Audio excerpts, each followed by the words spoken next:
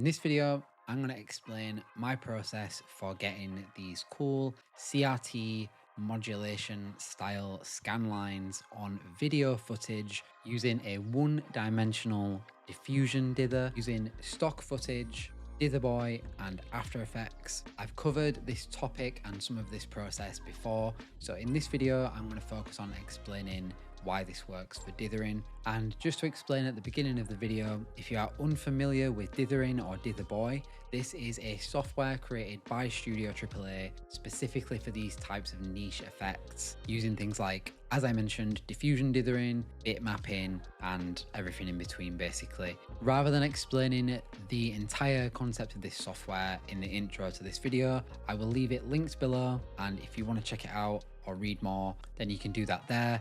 It is a one-time purchase software, so you get all our updates and everything we ever add to it is yours after one purchase. So anyway, to get into the video, the first thing I would recommend doing for this tutorial is going and finding some footage that you want to dither and you want to apply this effect to. I'm going to use this stock footage from the demo I showed you at the beginning. The reason being is someone requested this exact tutorial from me. The second thing I would recommend you do before we get into this video is open up Dither Boy and just come to extras and click on Discord. The reason I say that is because, as I mentioned, I've covered this style of artwork many times before now, and I've already put some free assets that you can use and download in here that will support you in creating this style of work. So like this turbulent noise is something we'll make in this video. These sort of falling stars are something we'll make as well in this video. And yeah, you can just get ahead if you go in here first. But obviously the first step is downloading the footage that you want to dither. So I'm going to download that now.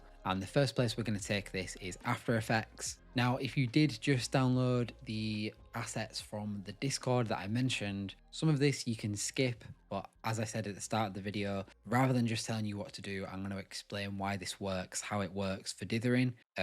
So rather than just blindly copying my settings, hopefully you can take something away from this tutorial that helps you with your other work as well, basically. So before we get started, the windows that you will need for this tutorial in After Effects, if you click on the window location in the menu bar and just make sure Effects and Presets, Composition, Effect Controls, Timeline and Project are ticked, you're going to need all of those for this. So make sure all of those are ticked. And next you are just going to drag in your footage to the Project tab and then drag that over onto the Composition. Make sure you don't have caps lock on and it will show up with your footage. Now obviously this is a vertical video, so when I'm editing this I'm going to zoom all the way in so you can see what I'm actually doing. Obviously you don't need to do that on your end. The next thing we're going to do is come down to our timeline and right click underneath the layer you've just created and go new adjustment layer, and then come into the Effects and Presets tab, just type in turb to get up turbulent noise and drag that into the effect controls for the adjustment layer that you've just created. You'll get these gray clouds come up, and here you can configure some noise, basically some turbulent noise. I'm just going to go with the basic setup here. I'm not going to change anything because you can infinitely iterate here to a point like where we're going to spend half the tutorial just on turbulent noise, which we don't need to do. All I'm going to do first is change the blend mode of this adjustment layer to overlay, and then come into the evolution here. If you move this around, you can see that that's how we animate this noise. That's how we make it not just be one static frame. So if you hold down Alt on your keyboard and click on the stopwatch for evolution, it'll bring you here where you can enter some text and write an expression to affect the evolution of this effect. If you've never written an expression before, the easiest one to understand and the most useful arguably is wiggle. Just type wiggle and then an open bracket. In the brackets you are going to do two numbers. Your first number is the frequency of the wiggle. So frequency literally just refers to how frequent the wiggle will happen, basically. So for me, I'm pretty sure it's frequency per second. Don't quote me on the specifics, but I'm going to go 1 for frequency, comma to separate my two numbers. The second number is amplitude. Because we've got a dial here for evolution, there are 360 points on a dial. So I'm going to type 360 for my amplitude. And all this will do is make it so that on each frame, it's going to change the point on the dial. Basically, it's going to wiggle around on the dial, and you get this shifting. My recording lags a little bit when I press play, so I'm not going to do that, but you get this sort of shifting clouds effect over the image with the overlay blend mode. Now, the reason we're doing this is because we're going to dither, and in dithering and in most effects, most image processing effects, this is true, but particularly in dithering, the luminosity of the pixels in whatever you're dithering will determine the outputted dither pattern that you get. So what I mean by that is the brightness of a pixel anywhere on screen in whatever you're dithering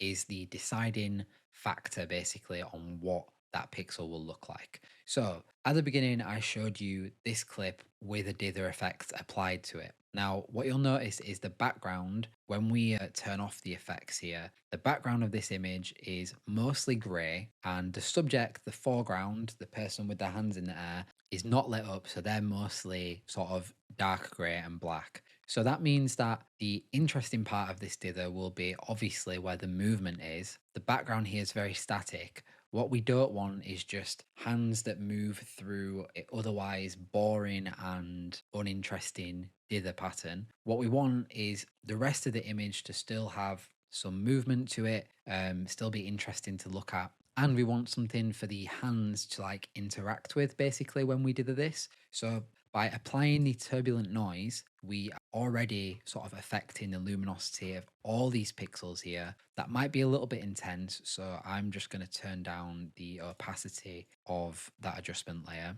just a little bit to 50%. But already we're affecting the luminosity of the entire image. Now, the other thing that you will notice about the reference, the demo I showed you in the beginning, is that the lines that are in that animation, vertical lines along the y-axis of the image, but there is no real vertical movement here. It's all left to right.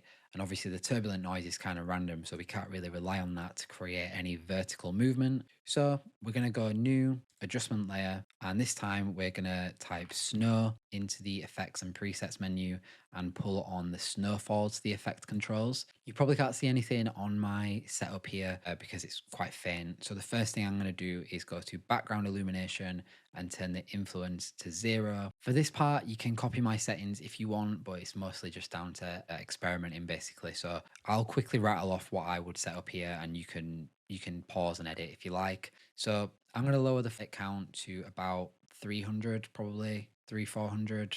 I'm going to lower the speed all the way down to about 30. I'm going to turn the wiggle to 0. I'm going to turn the opacity up to 100, and I'm going to turn the flake size all the way up to 8 or 9. There's loads more you can edit here, but that's all I'm going to go for. Next, I'm going to come back underneath these layers, right click, go to new, and click solid. Just make sure the color of the solid that you're creating is black. So just click on the little color preview, take it all the way to black, press OK, and put the black solid underneath your snowfall. Then with shift pressed on your keyboard, just click on the black solid, click on the snowfall adjustment layer, right click and click on pre-compose, name it whatever you want, and then from here, because it's got a black background now, you can add some glow and just stack this a few times. So for my first one, I'm going to go 0 threshold, 30 or 40 radius, and then just above 1 for intensity. And then when I duplicate it, I will just need to up the threshold of the second glow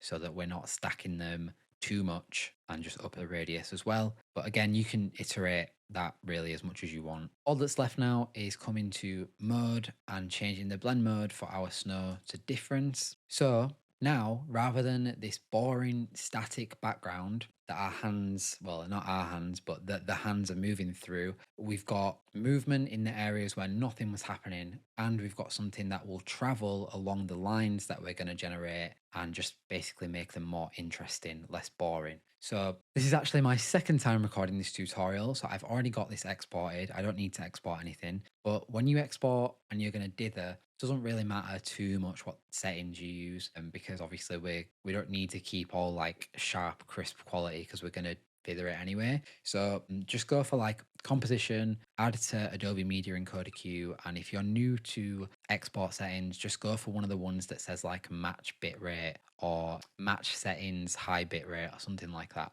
and whatever you get will be fine. Next, we are going to load our clip into Dither Boy. So come to File, Video, and Import Video. Open your clip and it will extract the frames from the entire clip into individual images, basically. You're going to dither the first one and it will apply whatever you do to this first one to the rest of the clip. Obviously, when we built Dither Boy, we didn't expect people to want to do this to videos, so we added video in, and we're hoping to make this a better experience for dithering videos, but obviously it's only just been added like a few months ago. So anyway, this is the system that we've got right now. And as I said before, I recorded this tutorial already, so I've actually got some presets saved that you can use to generate the type of effect that I showed on screen before. And I will drop all of those in the previews and updates channel. I've dropped lots of presets in here before as well, so those will show up here by the time you see this video. But what you're going to want to go for is one of these glitch effects that say it's along the Y axis. So modulated diffuse Y, uniform modulation Y, contrast aware Y, or smooth diffuse. And just in case you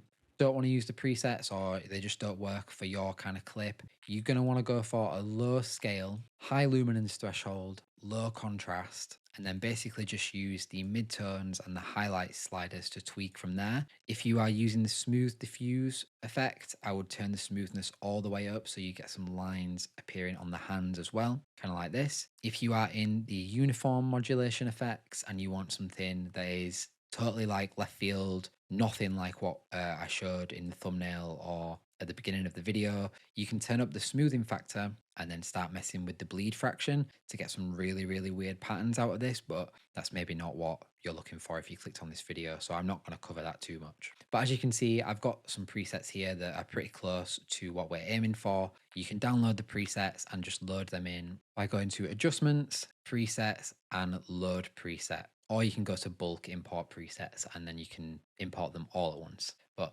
once you've landed on an effect that you want, just go to File, Video, and Export Video, and it will put your frames back together and give you back the video clip. And then from there, it is literally just applying a glow. Now, obviously, you probably know how you want it to look on your end, but if you've still got After Effects open and you've exported, you can obviously pull in your export from Dither Boy, put that into After Effects, and then literally just start stacking glows again on here. If you've got, there's a plugin called Deep Glow for After Effects. If you've got that, works really well. And if you've got Deep Glow, I probably don't need to be telling you how to apply a glow. But yeah, adding in a glow and then just adding like a hue and saturation, ticking colorize and turning up saturation, picking your color and adding a little bit of Gaussian blur as well to this can help a lot. But yeah, obviously from here you've got the dither effect, and because I actually explained this time why we use turbulent noise and why I put the snowfall and stuff on this, hopefully rather than just copying exactly what I got, you can take this and make your own thing